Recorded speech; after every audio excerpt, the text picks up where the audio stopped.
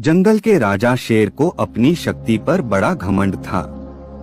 वह स्वयं को सबसे शक्तिमान समझता था, इसलिए जंगल के हर जानवरों पर अपनी धौंस जमाता रहता था। जंगल के जानवर भी क्या करते, अपने प्राण सबको प्रिय थे, इसलिए न चाहकर भी शेर के सामने नतमस्तक हो जाते। एक दिन दोपहर के समय शेर एक पेड़ के नीचे सो रहा था। वहीं एक मच्छर भिनभिना रहा था, जिससे शेर की नींद में खलल पड़ रहा था। वह एक मच्छर से बोला, ए मच्छर, देखता नहीं मैं सो रहा हूँ, भाग यहाँ से, नहीं तो मसल कर रख दूंगा। मच्छर बोला, क्षमा करें वनराज, मेरे कारण आपकी नींद में व्यवधान उत्पन्न हुआ, किंतु आप मुझे ये बात नम्रता से भी कह सकते हैं। आखिर मैं भी इस धरती का जीव हूँ। अच्छा, तो तू छोटा सा मच्छर मुझसे जुबान लड़ाएगा? और क्या गलत कहा मैंने? तुम मच्छर हो ही ऐसे कि कोई भी तुम्हें यूं मसल दे। मैं तो ये बार बार कहूंगा, क्या बिगाड़ लोगे तुम मेरा?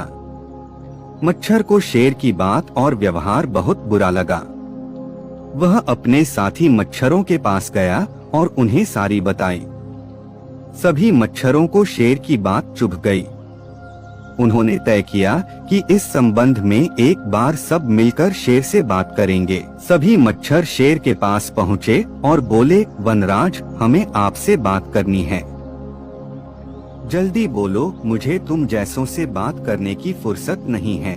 शेर बोला, वनराज, आप होंगे बहुत शक्तिशाली, किंतु इसका अर्थ ये कतई नहीं है कि आप अन्य जीवों और प्राणियों का मजाक उड़ाएं या उन्हें नीचा दिखाएं। मच्छर बोले, मैंने जो कहा सच कहा। मैं सबसे शक्तिशाली हूँ और मुझे कोई हरा नहीं सकता। घमंड में चूर शेर गरजा, ऐसा नहीं है। अगर आप शक्तिशाली हैं तो हम में भी इतना सामर्थ्य है कि आवश्यकता पड़ने पर हम किसी का भी सामना कर सकते हैं और उसे हरा सकते हैं। हम आपको भी हरा सकते हैं। मच्छर भी चुप न रहे। यह सुनकर शेर हंसते हुए बोला, तुम लोग मुझे हराओगे? तुम लोगों की इतनी हिम्मत कि मेरे सामने आकर ये बात कहो। मेरी शक्ति का अंदाजा नहीं है तुम्हें, अन्यथा ऐसा कभी नहीं कहते। अभी भी समय है, भाग जाओ यहाँ से, नहीं तो कोई नहीं बचेगा। शेर के घमंड ने मच्छरों को क्रुद्ध कर दिया। उन्होंने ठान लिया कि इस शेर को मजा चखा कर ही रहेंगे। वे सारे एकजुट हुए और शेर पर टूट पड़े। वे जगह जगह उसे काटने लगे। वह दर्द से कराह उठा। इतने सारे मच्छरों का सामना करना उसके बस के बाहर हो गया। वह दर्द से चीखता हुआ वहां से भागा, लेकिन मच्छरों ने उसका पीछा नहीं छोड़ा। वह जहां भी जाता वे भी उसके पीछे जाते और उसे काटते। आखिरकार शेर को झुकना पड़ा। उसने हार मान ली। वह मच्छरों के सामने गिपड़ गिड़ाने लगा, मुझे बख्श दो, मुझसे गलती हो गई, जो मैंने तुम्हें तुच्छ समझकर तुम्हारा मजाक उड़ाया और तुमसे बुरा व्यवहार किया। आज तुमने मेरा घमंड तोड़ दिया है।